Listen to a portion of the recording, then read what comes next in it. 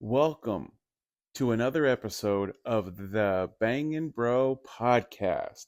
Today we're going to have a little interesting talk about um, people. People love car radio from different levels. You have people that I'm sure most of the listeners here are going to be big bangers. The people that are really into heavy bass, the kind of stuff that'll shatter a windshield, rip door panels, you know, tear up doors, things like that. So I deal with, a spectrum of different types of people, and there are so many that are just getting their feet wet, so to speak. They may be 50 years old, but they're getting their feet wet. And and what I find it interesting is they come to they think, oh, I can do a whole really great system for 200-300 bucks and we're gonna be okay. And then whenever you have someone that's like into the glass shattering, whatchamacallit, it's like, um, there's not a component in here that has to be wired up that's less than 300, and I got 10 of those components. So what you know what I'm saying? Um, but you have just the simple one. Today I had a nice and easy friend of mine reach out, and he has a 2014 Silverado, and he has four Rockford Fosgate P28s under his back seat. And I was like, "Oh, bro, I totally have eights too." And I asked him what kind. He said the P2s, which, for the normal regular person, that's going to be fine. Most likely they got I'm not sure because we didn't have that deep of a conversation. But then you have, like, on the other end, I also have four eights underneath my back seat, but just one of my eights can handle more power than all four of his eights combined. And so it's like, to me, man, you put all that effort into getting a box built and all that stuff just to put a 200 RMS 8 in there, And what's another thing that's really, you go and look up the Rockford P2 8-inch woofer, and it probably isn't much cheaper or much more expensive than the CT Meso 8s in here. It's oh man, I could have got a much bigger 8 for the price. Of course, a little research, you learn the different brands and the different stuff. And then when it comes down to it, the Rockfords, they have a 250 watt RMS with a 500 peak. And my Mesos are 800 watt RMS with a 1600 watt peak or something like that, 1500 watt peak. And for me, I would have no problem putting 1200 watts just on that 1.8 properly, a 1200 watt amp properly. But I recommended him for all four of his eights a 1200 watt amp, and I wouldn't go much more over that because those the I call it the old guard, the older brands such as Kicker, such as Rockford Fosgate, hell, even JL. But if you're gonna buy a JL 8-inch woofer, then you might as well. But you better have hit the lottery, or you want a budget, or you better have a huge budget, because those JL W7 eights are like 800 bucks. And when I look at it, each of my eights are, I think, 190 a piece. So you could get all four monster bangers for the same price of one JL. Sure, the shop that you bought the JL from, they bought it for, $400, and they have this monster markup because they need to make a thing. And so that's why. And they're going to talk you top to bottom, tell you this is the greatest thing since sliced bread and all this other jazz, because they're looking for the profit margin, right? And to me, I'm always going to be choosing a little more performance for the dollar versus, I got to have that name brand because that's what my uncle had or that's what my dad had. I do not care what anybody in the past had prior. As far as me, it's always what's looking into the future and what's going on, for that. And then, you recommend a few other accoutrements to the system, and because he was asking me a couple more, and I'm not picking on my guy here. It was a great example of a normal person who reaches out. And oh man, I want to keep my stock radio. Well, then you got to get you an LOC. What's an LOC? There you go, line output converter. That adds another little, a little charge to it. The amplifier that I did recommend to him was the JP 1.3Z, one of those weird constant ones, but it does 1200 watts constant. 4 ohms to 1 ohms, doesn't matter how you hook it up, it's going to give you 1200 watts, which is to me would have been a perfect little amplifier for the four Roxford P2s. Yeah, so just trying to mix in, but see, that's whenever you mix in some of this newer age, better technology stuff from any company, even some of the hottest stuff from SoundCubed, or the hottest stuff from DD or anything like that, man, then you want to mix it in with the old guard, such as a kicker or this or that. Man, it's gonna tear those boys a new one, and those subs are gonna be on borrowed time. After a while, but normally, you see a lot of people that would spend their money on the subwoofers and then just cheap out on an amplifier. I mean, good God. Oh man, I got the Roxford subs, so everything is going to sound awesome. I got the kicker subs, so everything is going to sound awesome. And then they cheap out on the enclosure. Well, there you go. There's one. And then they're the same ones as like, nah, man, I just got a little Planet Audio 2500. Wow. You spend all that money on Roxford Fosgate on that brand, and then you put on a Planet Audio 2500 or 3K or a Boss Audio 3K that can not even make 1,000 watts.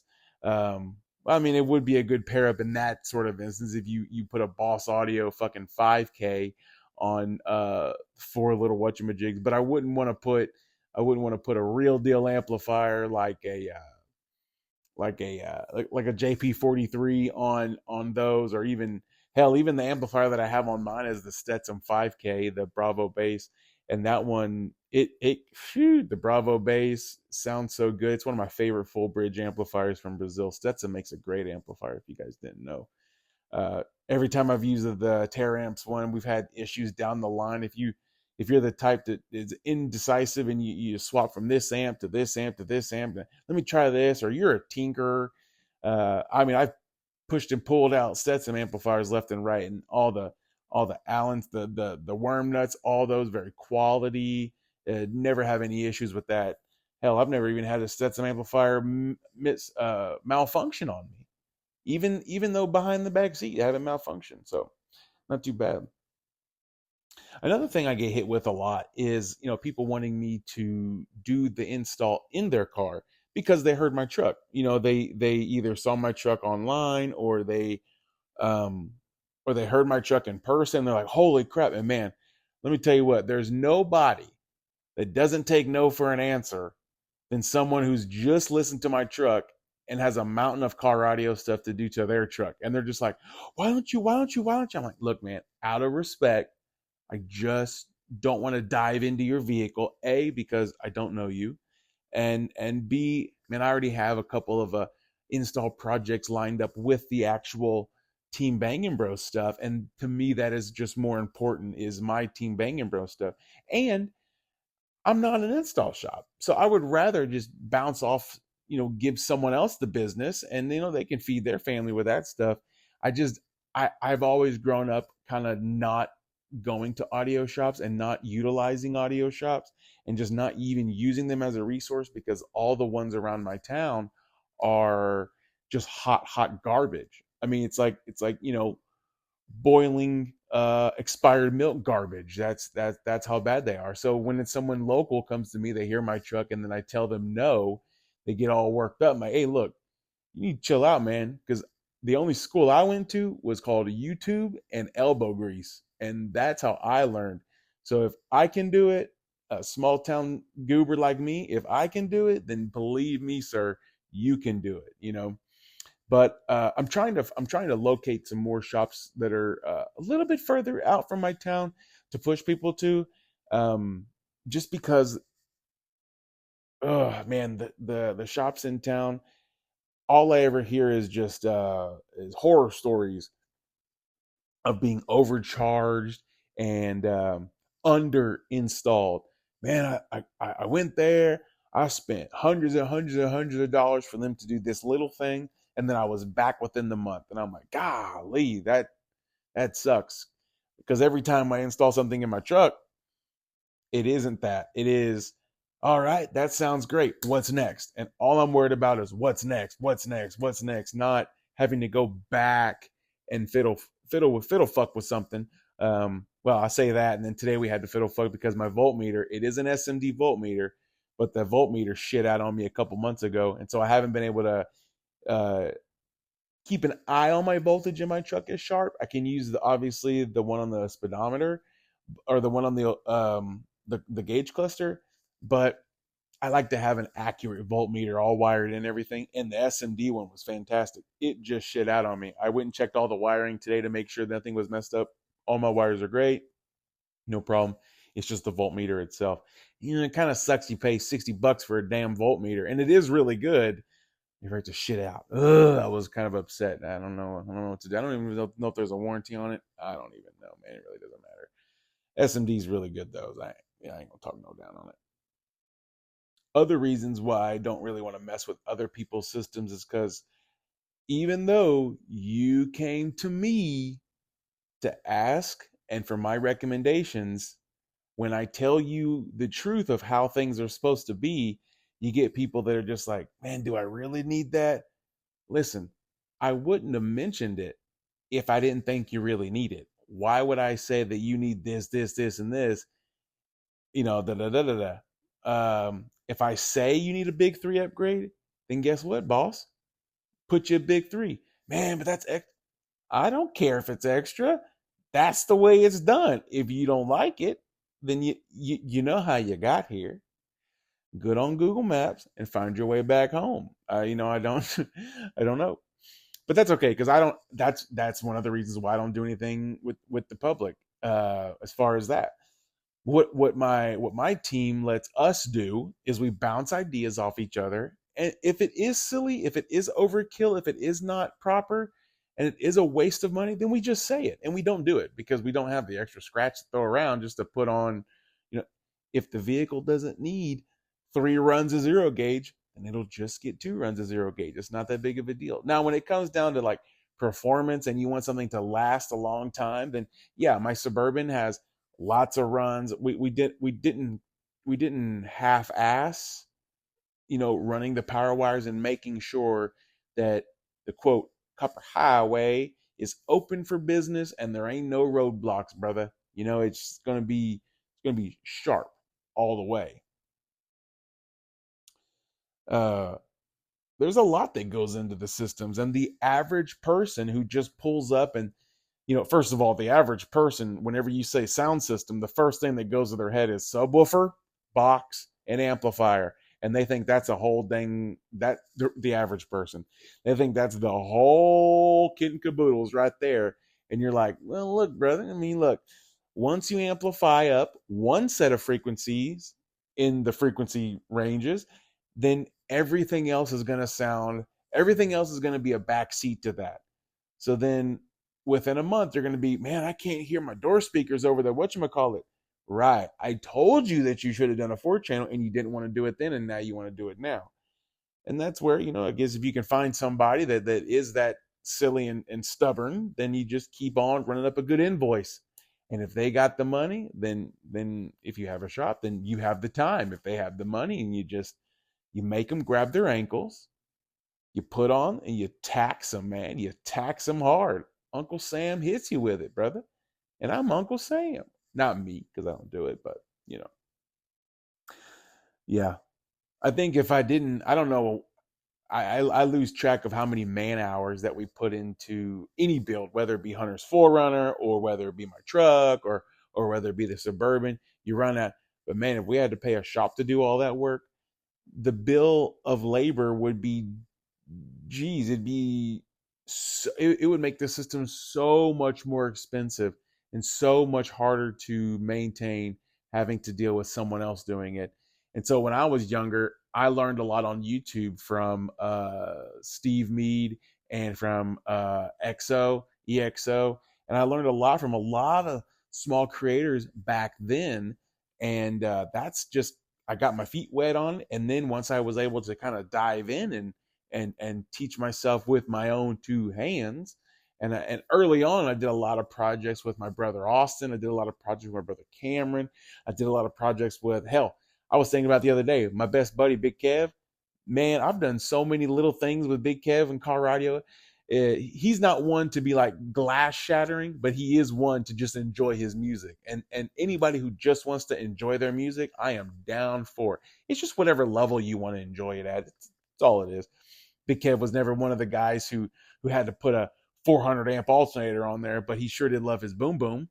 And that goes exactly for my little brother Austin and little brother Cameron. They're not that tight to, I mean, once you have to put in an alternator, three freaking batteries, and all this other stuff, yeah, it kind of gets out of hand, and you go from there. They're the type of guys that a good big three kit, a good AGM battery, maybe a second battery, but good big three, good copper wires, good wiring, and they're very happy with what that is. As long as it keeps working and all that stuff is quality, those guys are happy, and that's great. But they have always listened to my recommendations, and I've never wanted to make a dollar off any of my buddies, so I will tell them the exact, oh man, I mean, if you don't want to do that, that's fine too, but this is what's going to happen if you don't want to do that. It's not that spending an extra $30 or $40 on a big three kit is a bad investment. It's actually really good for your car in general. So, once I kind of talk them into it, oh, okay, that sounds good. And then boom, there we are doing a big three. It's not that I would ever try to rip off one of my boys. That's not how we do it, baby. Nobody on my team? Hell no. Anybody that's on my team, uh, man, if I get it at a dealer price, they get it at a dealer price. Those are my boys. I can't, for show. I just want them to be happy with exactly what they want. And that's, I think, what I would want if I ever ran my own shop is you come in and you just sit down and we talk about kind of what you would want top to bottom, what your budget is top to bottom. And then from there, I can kind of form the battle plan going forward. Now, that's easier said because I have never my entire life worked for a car audio shop. Not that I would be opposed to it, but I think that my value would be more or less what I just said is hey, I'm Anthony, nice to meet you. Is there anything in particular that you're looking for? And then if they would come up with something like, oh, I just want, some of this. Okay, cool. What's your budget at? Oh, it's $1,000. Okay, let's see what we can do. And then we go from there. Or someone comes in like, man, I don't have no damn budget, baby. We just got candy paint on the motherfucker. We just got swingers on that motherfucker. You tear it up. Keep it under 10 grand. Now that's whenever you can be like, oh, this guy's going to get something in his ride that's going to slap it's going to knock the pictures off the wall. And that's what I'm talking about. That's one of my guys. But it all just kind of balances of not necessarily commitment to the car audio, but it's like, how committed are you when it comes to how much you want to spend on how loud you want it? Because I'm not the one that has to sit in there and drive to Kroger's and back and go get the milk. You are. So, if we do all this and it's not going to be enough, then let's bump things up a little bit. Or if it's going to be too much, then, we crack it down a little bit. No big deal. Everybody has different goals and nobody's goal should be shamed on or anything. If you want to have a car that can shatter a windshield, then by golly, go shatter that damn windshield, bro. But if you are the type just to put, a couple 6.5 subwoofers under the back seat and that's what makes you happy, shoot, let's do it. But no matter what size the system is, I don't like to use cheap out on no components. Whereas like I was saying earlier in the episode where you could have Roger Fosgate subs and then I'm just going to cheap out on the amplifier and get me the Boss Audio 2500 watt. Oh, that's where you run into a roadblock with me. That's where you're like, oh, look, if you're going to do that, then you're making a big mistake. I would much rather if you only have $200 for an amplifier, then let's find you a quality $200 amplifier that gives all the power that you can really rely on, that has a good, rich sound that comes out of it. Something quality that, I mean, not an heirloom, so to speak, but you want something that you could pass down to the next person. So it's, not junk. man, you install and uninstall and install Boss Audio, Planet Audio, Soundstorm Laboratories, any of those junk brands or any of those, the Rockville. Oh my goodness. I thought Rockville died out a long ass time ago. Damn, my boy. But but yeah. And some people they don't want to go the extra necessary steps of like sound deadener, and I think sound deadener is quite important when it comes to the overall sound quality. No matter how loud you get, there's always somewhere where you can put some sound deadener to help something to where it sounds better overall. And then once you get into the extremes, that's when you're getting into the foam, you're getting into concrete, you're getting into extra wood on the roof. Now that's its own thing there too. Very cool too. Not for everybody. It is for me. It is for some of the guys, but it ain't for everybody. I think it is funny whenever you tell people that, oh man, I got about, because like in the back wall of my pickup truck, in that back wall, the actual metal, I have put in like 3 cans of foam, and they don't understand why, but they think it's funny. People will think it's funny. That's funny, but they weren't there whenever I was putting in the system in that truck 10 years ago, and that back wall was flexing, flexing, flexing, rattling, rattling. They weren't there for that. You didn't hear that. You don't understand that. So I have just listened to every little creak and rattle. Oh, I'm gonna fix that. I'm gonna fix that. Or I don't think I need my roof deadened. Yeah, that's a big piece of sheet metal, and all it does is wiggle, wiggle, wiggle, and make hella noise. I mean, the sheet metal has its own little resonance that is annoying as hell, that can actually be counterproductive to the subwoofers. It also can be productive. I've heard people that are in the competition of like, oh no, I like the flex on the car because it helps my score. All right, well you have figured that out, and that's a unique aspect of the flex. But if you figured it out, she have at it, brother. I mean, damn. I like flex. I think it's really cool to watch. I think it's almost mesmerizing when you see a car getting absolute beaten from the inside, just beating them damn guts up, bruh. Just beating them up. I think it's really, really cool. I love watching some trunks go crazy, some doors go ham. That shit is balling to me. Don't I could care less about your decibel score if you're putting on a show like that when you got a whole bunch of flex and a whole bunch of smacking and shit. Love it, man. But yeah. So some of the things that I look for whenever I'm looking to recommend a good shop, I am I'm looking at the brands they carry. There are some shops that just like to carry the big popular ones that people recognize, and those have a stiff markup. It rips off the customer even further, and then at the end of the day, they have a very ununique and a very meh, a very mid system, because a lot of those brands, such as Roxor Fosgate, such as the Kicker, such as the Pioneer, the Kenwood, if you're putting in all those components, I mean, unless you're using their top end stuff like the biggest Roxford they make, but odds are you're not, or the Solo X, the new square solos, not the old ones, the new ones, because the new ones are the only thing from Kicker that is just breathtaking. It's dope. But the old stuff, any of the old squares, they are just mid when it comes down to it.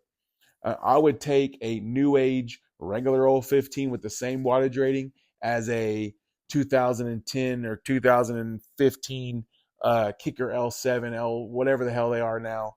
Uh, Much rather. But the new solos, like the ones in Clippo, the ones in Straight Clip in Kyle Rutherford's Astrovan, the ones in uh, the Baseaholic Volkswagen, those are amazing. I've gotten demos of those. I've seen them be reconed in the field. Very top notch.